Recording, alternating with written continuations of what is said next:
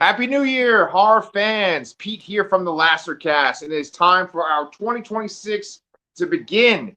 Me and my good friend over there review horror movies and streaming shows. Dr. Zayas God, Danny Torkel, and I are here to discuss the finale of Stranger Things.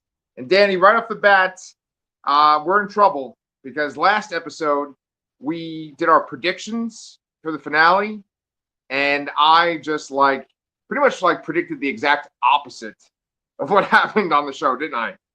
Yeah, I mean, I did pretty good. I said everybody would live, and I almost got that right. I mean, obviously we're doing spoilers right off the bat. Uh, so yeah, I mean, your prediction. I thought you had a kind of out there prediction. You as you were saying it, it kind of I I say this with all not because I was like rooting against your prediction. Um, I didn't want your prediction to be right because I I think we brought this up in the last episode how there's there is a long-standing trope now, especially in sci-fi genre world building fiction, whether it be Star Wars, the MCU, comic books in general, uh, where deaths don't matter because the characters sprout right back to life. And Right. obviously, we brought up Infinity War leading into Endgame, which I think is a little different because that being snapped out of existence versus being killed on screen is a little different. But that is a long-standing trope, and I was really hoping they didn't do something like that where Yeah. everybody dies, but then it like everything gets restarted and we're all new people. Uh, Right. I will say, and typically my what happens when I take in something for the first time is I usually walk away with a very hyperbolic opinion one way or another, and then my opinion levels out over the next couple of days. I come down. If I think it's the greatest thing I've ever seen, I come down off that high and like, oh, you know what? It was like a 7.5, 8 out of 10. If I think it's the worst thing I've ever seen, I think about it a little bit. And sometimes I'm like, it wasn't the worst thing I've ever seen. It's a 3, 4 out of 10. Charlotte, Athena, and I walked out of the movie theater at about 10:15 to 10:20 on New Year's Eve after Yes. seeing this in the movie theater. And my instant reaction was, and I posted this on social media Oh, here we go. without any spoilers, and I did a short review, and my zero spoilers in that short review was the Duffers hit it out of the park, 10 out of 10, no notes. Oh, wow. Okay. Okay. And that short review has, as we stand, about 1,500 views. And there have been a few comments. A few people agreed with me. A few people said they didn't like it. Okay. I have kind of gone back on Twitter a little bit. And I will say that I have seen a lot of what I feel are ticky tack complaints. Okay. I feel are nitpick complaints. Yeah. And sometimes when I read a nitpick complaint, or sometimes when I even speak to people who have a difference of opinion, my sister did not love it. And so my Okay. sister and I talked about it on New Year's Eve, like about 30 minutes before the ball dropped. And we had like a Yeah. 15-minute conversation about it. And there's actually something in this last episode that happened that we kind of had a difference of opinion about, which I can't wait to talk about with you. Okay. And sometimes I'll hear these counter opinions and I'll be like, yeah, I didn't think of it that way. Shit. Yeah. Right. And what I will say now that it has been almost 2 full days since I saw it, Yeah. I'm still fucking riding high, man. I Yeah. love this episode. I love this ending. Yeah. And I'm still kind of in shock at how much I loved it. Um, I will go so far Yeah. and I am inviting tons of of negativity with this comment that I'm about to make. Oh boy. I cannot think of a show. Oh I'm no. gonna I'm gonna preface this with context. Yeah. In our lifetime, so I'm not Hey. going back. I'm not saying the history of television. I'm not going crazy. And Okay. I'm and I can already see your face. Mm-hmm. I don't know of a show that has been this much of a cultural tentpole as Okay. Stranger Things has been for a decade Mm-hmm. that has had a better finale. And I have three examples that I'm going to throw out at you of Okay. shows in our lifetime that have been insane cultural zeitgeist moving tent poles. What, like Okay. the old expression water cooler TV, right? Yeah. Lost, Sopranos Seinfeld, and The Sopranos. And The Sopranos.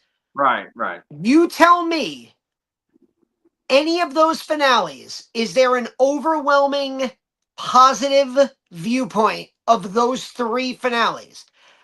No. Probably not. No. I Right. think Stranger Things is on that level. It's the most Right. viewed show in the history of Netflix. It has Yeah. been a part of the zeitgeist for 10 years. Yeah. And based only on those criteria, that it is a show of that level of importance to society, Yeah. I think this might be one of the best finales that we've seen. And I I don't know if your face is like you didn't like it as much as I did. Probably not. This is weird because I usually like things way less than you do, I feel like. Well, we kind of go back and forth. There's stuff that you really love that I don't like, and there's stuff that I think is good, but you're not really feeling it, you know? And yeah, all right. Let's address the elephant in the room, right? I, we have a YouTube channel, and I there's times where it's like I feel like we're kind of riding a wave. We're like, oh, everyone's into this right now, so we're gonna talk about it. But I don't necessarily think it's like the best thing ever, right? Like I've never thought that like Stranger Things was on a level with the three shows that you just said. Seinfeld, Lost, or The Sopranos. I understand Lost has many issues, right? But like Seinfeld and Sopranos, that's like something else completely, right? But Like when I I'm not think of, comparing them. I'm not comparing them in terms of quality. right, I'm comparing them as impact, cultural. Yeah, yeah, and it's much right, better than Lost. I don't care what anybody says. right. No, yeah, that's fine, that's fine. Yeah, I agree. But what I'm trying to get at though is this: is that like whenever I watch Stranger Things, I enjoy it, and there are moments where I'm like, "Oh, this is really good. That was really smart that they did that. I like that a lot. I like these characters a lot." But I always have this kind of feeling of like it's like they're pushing the 80s too much. Like the one thing that was really good about this season in particular, there was not a ton of like my record drop beats, like moments where like, "Oh, now it's time to play Madonna. Now it's time to do Except Cyndi for the Lauper." ending where they played the entire song of Purple Rain and Right, Iron right, right. Maiden's The Trooper. Right. No. They actually in this last episode they played a lot of songs, but in this season in general, it wasn't like Yes. that. We're like, look, we have trapper keepers and slap bracelets. Like I always feel like they lean too much into that in Stranger Things. And then I also do feel like in general, it's very cliche. Now, when I talk to people about this show, a lot of times people say it's not that kind of show to me. They always say it's not the kind of show. Brian just said it to me this morning before we recorded. Like you're like you're expecting this stuff from it, Pete. It's not that kind of show. It's actually like a family show. It can get dark, it can get violent. There's brutal deaths, but it's mostly a positive show, and it's like for like a younger audience, a family audience, right? So there's all these people speculating about how it's going to end, all the meaning behind all these things that are happening in it, like yours truly, like you. And I think I'm like comparing it to things that are like deeper. And I think that maybe the show is more superficial, right? So with that being said, I think the ending is perfect for that kind of show, you know? Like I think it's a perfect kind of ending for like a superficial, maybe positive thing. Whereas, like, I would much rather talk to you about, like, Interview with the Vampire, or, like, I'd much rather watch, like, Breaking Bad or The Sopranos or The Wire. You know what I'm saying? Like, but people love this fucking show, and I think they love it because ultimately, even though horrible things happen to people that you like, it's still a show where the good guys win for the most part, and good things happen to them. And boy, does that fucking happen in this finale. Yeah, I think that's why I went with my prediction of nobody dying, basically, because I think maybe I took it more as what it was, as like, to me, from the very beginning, this Yeah, felt like the Duffer Brothers in the 2010s to 2020s making a 80s Stephen King, Steven Spielberg mashup. right, And while Stephen King obviously is horror, he writes great heroes and heroic characters. right. And Steven Spielberg, if he's guilty of one thing, it's always been that his movies, with obvious exceptions, given his World War II movies, Holocaust movies, uh, his fictional movies tend to be way too happy ending. With the classic example, I think we actually mentioned it briefly a couple weeks ago, was War of the Worlds, where you have this like pretty dark, like violent sci-fi story, and it ends with, wait, how the hell did the son live? And oh, everybody's happy and everybody hugs it out at the end. Right, um AI got a he takes over AI from Stanley Kubrick after Stanley Kubrick passes away, right. and that movie ends on what was to me such a haunting note, and Yeah, then it got Spielberg at the end with this like super fun happy ending, and you're right. like, oh. And so I guess I always took Stranger Things to really be that. It's the Dupper Brothers giving Gen Z and Gen Alpha their own Amblin Entertainment 80s. I mean, at the end of this show, Yeah. Mike comes across to me.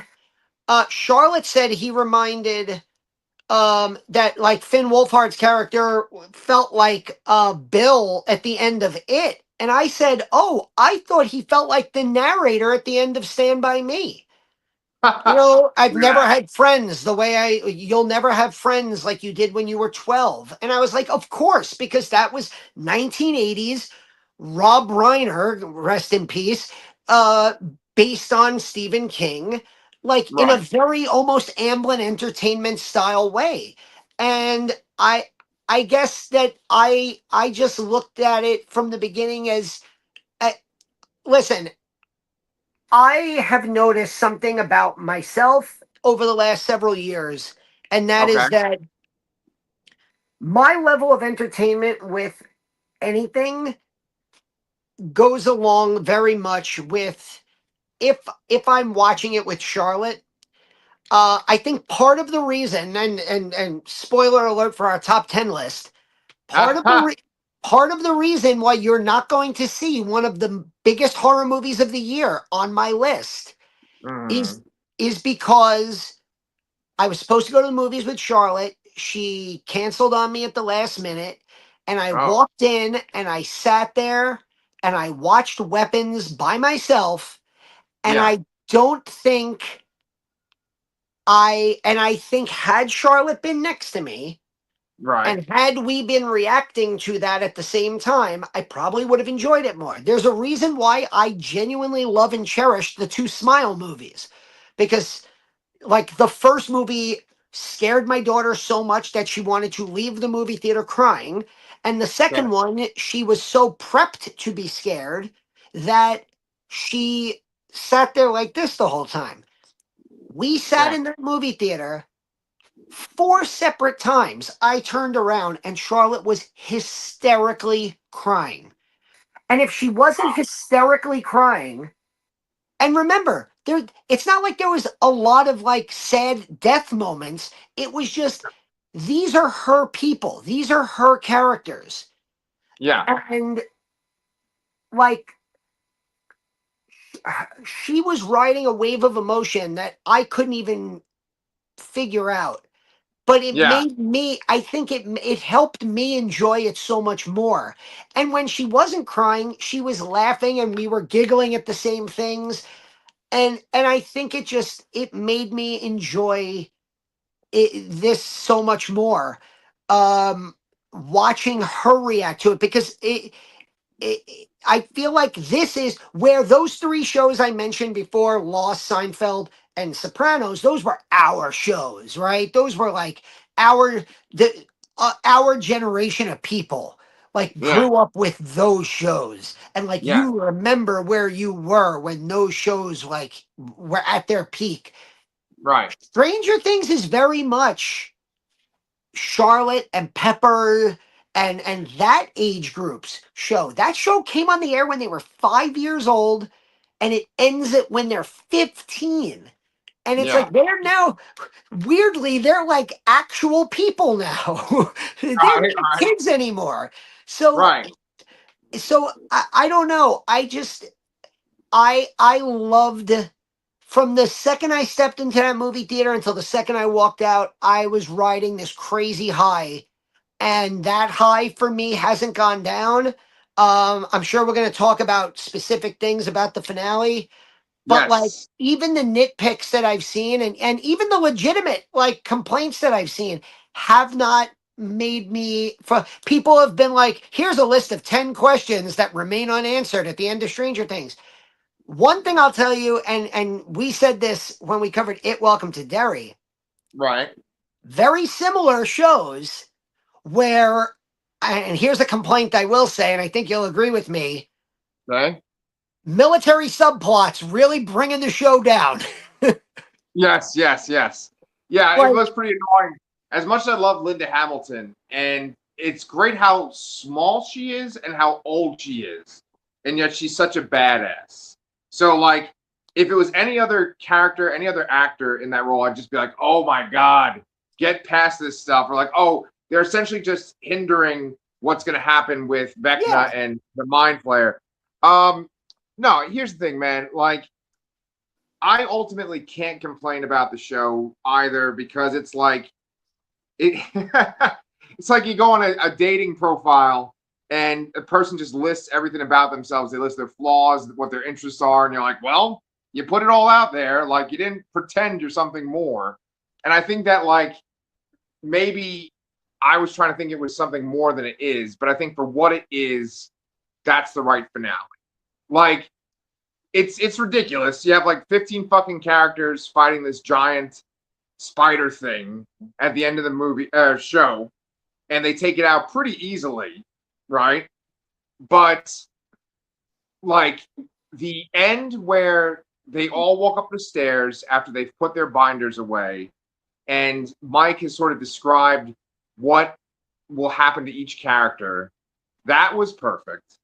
The end sequence, like over the credits, where they show like little D&D manual type pictures for like the entire show, that was fantastic. yeah. But then I think maybe what was the best moment that's not this sort of like epilogue kind of thing, this like victory lap thing, was when Vecna's impaled on a spike and Joyce comes over with that axe and chops off his head. And as she's chopping off his head, we get little glimpses of the characters that did actually suffer in the show. I loved how at the exact same time that this is a finale of the show, they managed to work in and not in a way that made it feel forced. Right. Those moments of like not only is this the end of a show, but look at everything that's happened. And it's like, Charlotte and I were even joking around before about like, well, they had to let Joyce do something this season. I mean, Winona Right, right, Ryder barely did anything. But like, right. and I've seen other people like, you mean after all this time, all you needed to do was cut his head off with an axe? I'm like, did you not watch what happened right before that? Like, Right, but right. yes, every scene you just mentioned. I loved that scene. I loved how each of the characters that they focused on, you see the trauma that they went through, all the people who did die along the way. And that I know people are complaining about the epilogue going too long and different parts of it dragging on. I genuinely, do you know what it reminded me of? And here we are, it's the Lacercast. It reminded me of the finales of a lot of the Mike Flanagan Netflix shows. If you go back and watch The Haunting of Hill House, The Haunting of Bly Manor, especially, uh, they they typically wrap up the haunting aspect very early in the finale, and then Yeah. spend probably 25 to 30 minutes going over what's happening now with the characters into the future. Right. And I I've seen people say I've seen people compare it unfavorably to Return of the King, which I will say and this is another, like, my opinion of those movies has completely flipped since the beginning of 2025 when I went to Alamo 3 consecutive weekends to see the special editions. Okay. I now actually love Return of the King and think that the epilogue, with the exception of the incredibly long hop on a bed scene, the epilogue is actually really good. Yeah. And that, no, the movie probably shouldn't have just ended with, Aragon having everybody bow to the hobbits, which I had yelled for 20 years. I don't think this should have ended with them killing the Mind Flayer, cutting off Vecna's head, and being like, "We did it, gang." Because, yeah, I feel like that would have been like oh, okay, this story's over. But for me, Stranger Things is a show that is always about the characters, and we want to see, how these characters, you know, end up. And I think it was a Right. great little that scene in the basement. I loved everything about it. Yeah. I got emotional watching that. Right. Them putting the books back, crying, walking up the stairs one after another, and then on top of that, to see Holly and her friends running down to kind of take over the D&D.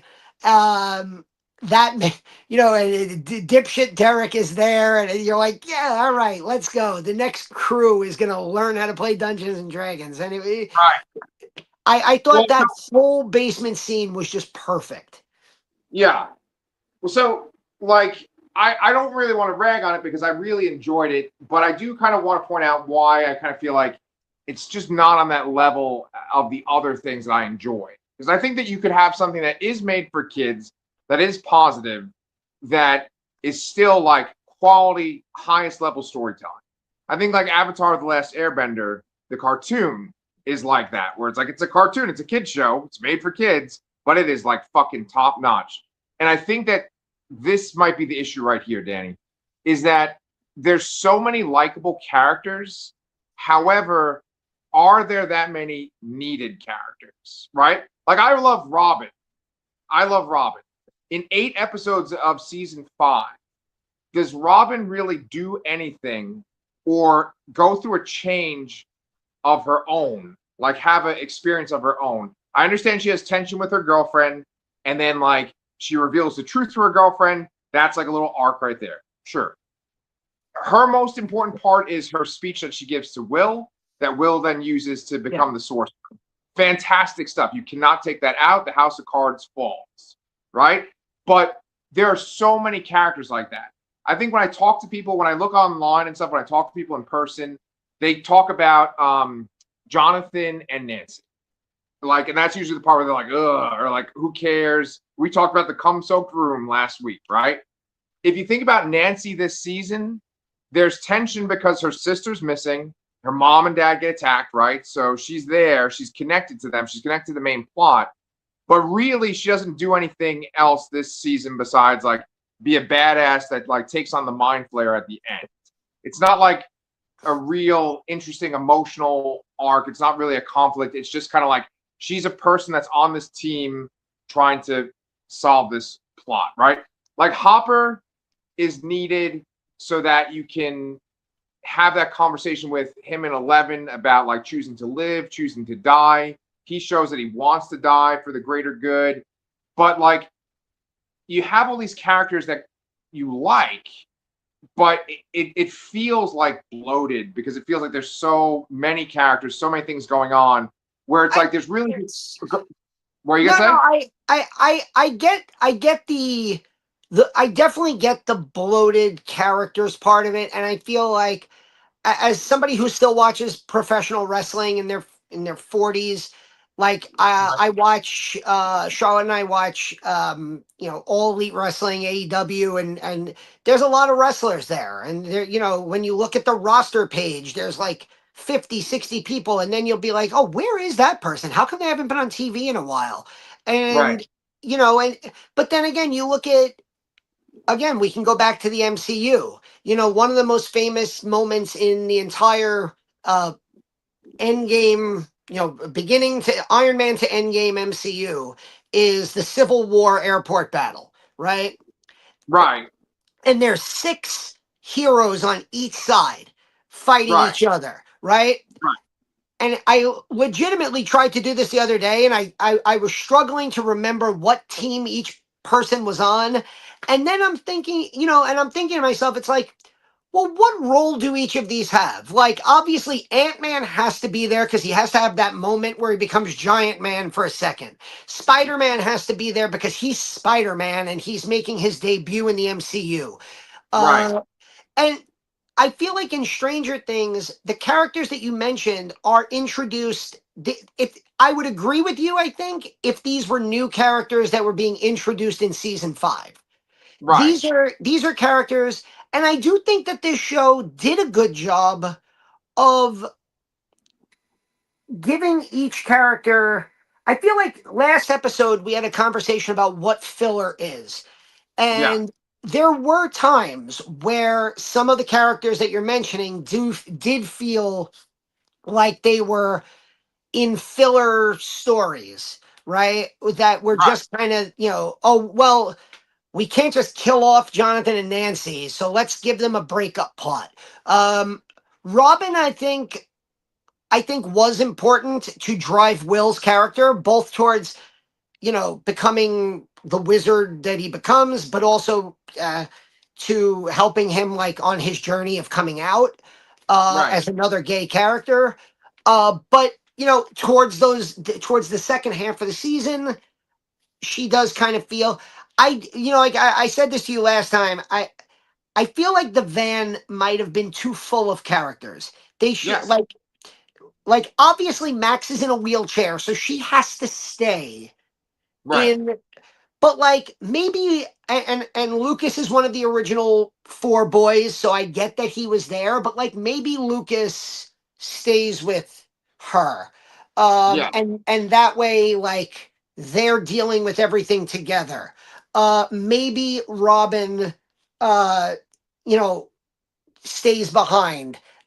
Maybe she needs to run the radio station on the other side. Yeah, Right. it felt like they brought everyone into the Yeah. upside down. Right. And Dimension X. Yeah. yeah, exactly. And then you have obviously, and then speaking of the new characters, you have obviously Holly, who's not a new character, but she's new in terms of becoming a major character. You have Derek and all the other kids. So yes, there's definitely a bloat of characters, and I get that, but I think I I don't know. I think the show did a decent job giving them, whether it was just enough or a good enough like endpoint. Like, Yeah. I kind of like, and again, I know people are complaining about the epilogue, but I liked in the epilogue how they broke up the characters into their like appropriate groups of people. Right. So yeah, I didn't really have too big of an issue with that. Well, like It's I feel like you can feel it though in that scene where there's the four older kids on the roof of the radio station, right? Like that's a scene where the person I was watching it with, they were like, we could have cut that scene or we didn't need it. We just kind of could have had that scene with Steve coaching the little league team, and then Steve when he is there for Dustin, right? Like when Dustin leaves in the epilogue, he leaves his school and Steve's there to pick him up for a road trip. Chef's kiss, right? I think that's actually the one part where I started to almost cry right there, right? But like them sitting on the roof, kind of being like, "Well, I live here now," and I did like it. Just was kind of like, all right, it. The reason why it doesn't connect or feel as strong is because it's like, well, I don't really care if Jonathan's a filmmaker. It's cool that he's a filmmaker, but I don't give a fuck about Jonathan. Nancy, I guess she's single and like a reporter. It's like it doesn't feel like there was a thing that happened that made it like, yeah, let's relish this. Like when you watch, you mentioned Lord of the Rings a whole bunch of times. Like each character in that big cast of characters, the Fellowship themselves, they all go through these massive ordeals and stuff, and the characters go through battles and stuff on this show. But it's not like I'm just trying to get at that. Like it could be tighter, and it's like the solution doesn't necessarily have to be that like characters get killed off, but maybe they're like what you said, like they get kind of sidelined, like Lucas and stuff, right? Like it was cool with Lucas and Max where she's on her skateboard and it shows that she can like walk again. Great, right? Like, but what's really fulfilling is like Will at the bar when he's like in college and there's another guy there. Because that's such a thing that's been going on with his personality the whole show and especially this season. It's like this great resolution. And so I guess what I'm saying is like, to me, the show overall is really good, but it doesn't hit that kind of level of greatness that I would want. And I feel like that's where it is, just like the trimming the fat. You don't have to kill the characters off to like have less characters to focus on, but I still think you should focus, like, because it's 8 episodes, right? You could have trimmed the season down to 6 episodes. You know what I'm saying? Like, there's stuff you could have done to like streamline it, and I don't know. I know I sound like I'm nitpicking at this point, but I'm just trying to explain why I think the show had like real potential, and then it's like it's not quite there. And the one last thing I want to talk about is how essentially we got like a Dark Knight ending for 11, right? Oh, I that was the thing I was going to bring up also. Just to Yeah. your last point though, I think that so I think that when I watched episodes 5, 6, and 7, Right. I was watching them with Charlotte and I was enjoying them. And then that thing happened that I said normally happens, where I was like, wow, those were really good episodes. And then I was like, yeah, but I don't Right. know. And my and so I think for me, given the history of pop culture with these like to my original point, like given the history of pop culture with these, you know, cultural zeitgeist tentpole shows, and given the fact that like my feeling about this season was kind of on the downslope, where I was like, first 4 episodes I was like, oh yeah, love where this is going. And Same then the here. next 3 episodes, I was like, I really like this, but I don't know. I don't know. I think those, yeah, were they kind of filler? Maybe they did feel a little filler. So I think I was going into the finale with a particularly low level of expectation that Right. maybe worked to my advantage, because I kept almost waiting to be disappointed, and I ended up actually really liking everything. Now, again, like my sister thought the whole Henry subplot of like he's afraid of everything and what's his backstory, she thought that went completely to the wayside. And that they left so much on the table that they could have explored with Henry's backside. Um Explore and Henry's backside. No, well, you know what I mean. Yes, in the cum soak room. And but I don't know. I'll tell you one thing, and we haven't spoken about it, but I need to bring it up. Go I ahead. thought that Mind Flayer special effect, the Mind Flayer monster special effect, was one of the coolest things I had ever seen. And I'm not even Wow. being facetious. I thought like that was one of the coolest looking Godzilla esque monsters Yeah. that the way, especially that it, you have like that almost claw looking thing up coming out of the ground. And I even whispered to Charlotte, I was like, what if those things bend down and they become the mind?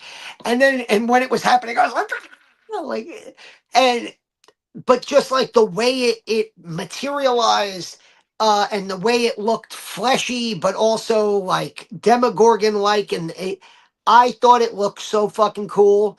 I thought that was a great special effect. um but yeah, okay, let's get to the elephant in the room. Oh God. Yeah, Okay. that's right. Oh, Happy New Year. Happy New Year. oh, Uh Time for some more punishment. um oh God, Jesus. Okay, Danny, please go so with your point, man. here's the $64,000 question, Pete. Yeah, Is 11 alive or dead? yeah, she's alive.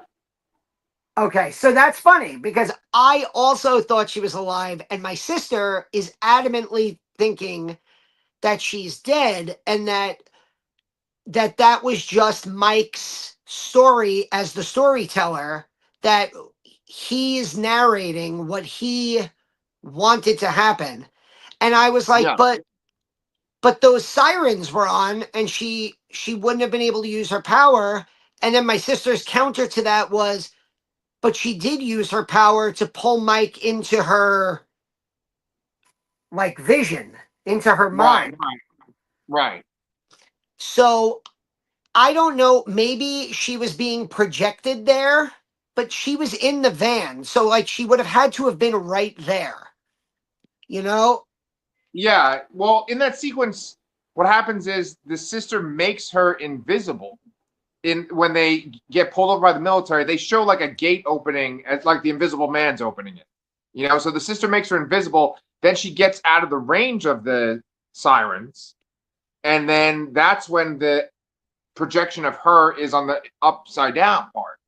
You know what I'm saying? So I feel like the sister's not there. The sister's not getting hit by the siren. So I feel like she's doing all that work up Yeah. until the part when 11 is free, and then she can talk to Mike in her little mind I bath place. I Yeah. definitely, like, what I said to my sister was, I wish the one scene that I wish they didn't include, and I totally get why they did, Yeah. was 11 walking around on like what looked like the Irish hills, finding the three waterfalls. Yeah. Because Yeah. I think it would have been, because I took that moment as the moment where I was like, oh, so she is alive. Yeah. And my sister was like, well, that's just Mike being the storyteller, because he mentioned how he wanted to take her to a place with three waterfalls, and then lo and behold, she's at a place with three waterfalls. Right. And I I just feel like, had they not shown that scene, and had they just hinted in his story to the rest of them in the basement about, 11, her sister helping her out, it would Yeah. have left things a lot more ambiguous. But yeah, I kind of walked away going, yeah, she's alive, which also boosted my nobody dies prediction Right. to 11. Oh God, dude, you coming in strong today. Jesus Christ. Sorry, Okay. Yeah. man. All right, I'll stop No. coming No. on you, I promise. Oh God, Jesus. All right. So, I mean, okay. Regardless if she's dead or alive, the way that it's done is like The Dark Knight, right? It's like that kind of Yes. thing of like I'm alluding to a possible future where everything is positive. It's gonna look like I'm dead, and then because even in The Dark Knight, you could speculate that like Alfred doesn't see Bruce, and that's just like wishful thinking on his part. I mean, we take it as Bruce is alive and stuff. But it's that kind of ending, and it's okay for them to imitate that or to take that idea and use it. I don't care. I'm not the kind of person that's gonna be like, oh, they did the same thing. Oh, for shame. Who gives a fuck, right? It's positive. It goes along with Everybody Lives. I mean, I don't know, man. We've actually, I think we covered this whole fucking show, right? We did like the first two seasons as like clumps, right? And then we Yeah, did like last season when it was on, and then we did this season. So I mean, we've covered this whole fucking show. We've been around for 5 years now too. that's correct. Go, We've been going on six. So I mean, yeah. it's good, and I'll always remember watching this. I'm kind of jealous that I didn't see it in the theater like you did. I'm wondering if the people in the theater, was there a like loud audible gasp when Steve fell off the fucking tower? Yes, there was, and that was so. Charlotte was really enjoying this episode, and then Steve's hand let go, and the screen went to black. And when the screen came back on, Charlotte was hysterical crying. That was like the moment that broke her. It was like oh God, the first character that I love is going to die. I Yeah, don't want this to happen. That was that moment for her. But yeah, that got a collective gasp and cheer. I think the Vecna beheading got like a good crowd response, yeah. obviously. But yeah, I think for the most part, aside from those couple of moments, it was a fairly mellow crowd. I think what happened was the movie theaters sold so many showings that even though it was supposed to have sold out, it didn't feel sold out. Yeah. Because they had like an 8 o'clock, an 8:30, an 8:45, a 9:15. So it was like you could have gone in anytime between 9 and 10 o'clock, 8 and 10 o'clock, and you could have found a 15-minute window. Plus, other theaters started doing it too. So like I know that the Alamos by me were doing it, Nighthawks were doing it, and it's still showing. They're still having it in the theaters today. Oh Uh, shit. Okay. yeah. Um. Yeah. I mean, I love when Joyce was beheading Vecna, and then we see. Why can't I remember his fucking name? The Human Torch. What's his name? The fucking guy. The fucking Hellfire Club guy. Oh, Eddie? Yeah, yeah, yeah. When they showed fucking Eddie doing that, that's another part where I almost fucking cried. That was so And fucking I good. love the callback of Dustin finishing his speech and doing exactly, and then getting approached by Stacy, which is like a callback from like 3 seasons ago. And you're like, oh shit, that's Stacy. Yeah, yeah, yeah. So I mean, I don't know, man. It was a fun ride. It's been a lot of fun talking about it with you. Especially pumped when those first 4 episodes came out. But I don't think that they messed up the landing. I think for what the show was, it ended the best way it could have. So yeah, you know what? It does. I'm not gonna say it beats the Sopranos ending because I'm a gigantic Sopranos fan, and whatever you feel about that ending, still fucking perfect show. I don't want to let you say anything after that. So tell me what's coming up on our channel for 2026. We are going to be covering the Castle Rock, which the 2 seasons of that are on Netflix right now. And then in about a week and a half, maybe 2 weeks, we will have our top 10 of 2025. That's right. And there are already new horror movies on the slate. 28 years later, Bone Temple, Yes. uh, Yes. which just has a moment in the trailer that is already my favorite moment of 2026. Like Ray Fiennes, like with the fire in the background, like that moment of Ray Fiennes looking like a crazy drug rattled maniac looks so awesome. Like 28 years later is such a weird movie, and I want to rewatch it. I think before I see Bone Temple. Yeah. Uh, it feels less like a movie than almost like 3 35-minute episodes of a show where each Yeah. episode is directed by a different person and has a totally different tone. Right. And So I'm really interested. I feel like this might be the rare case where the part two ends up being my favorite because it was done in a way where it's part one is just setting up for the part two, and now the part two can just run with it. Doesn't have to explain anything, doesn't have to set up anything, can just kind of run with it. And I'm really hoping that that movie kicks ass, and we can talk about that in a few weeks.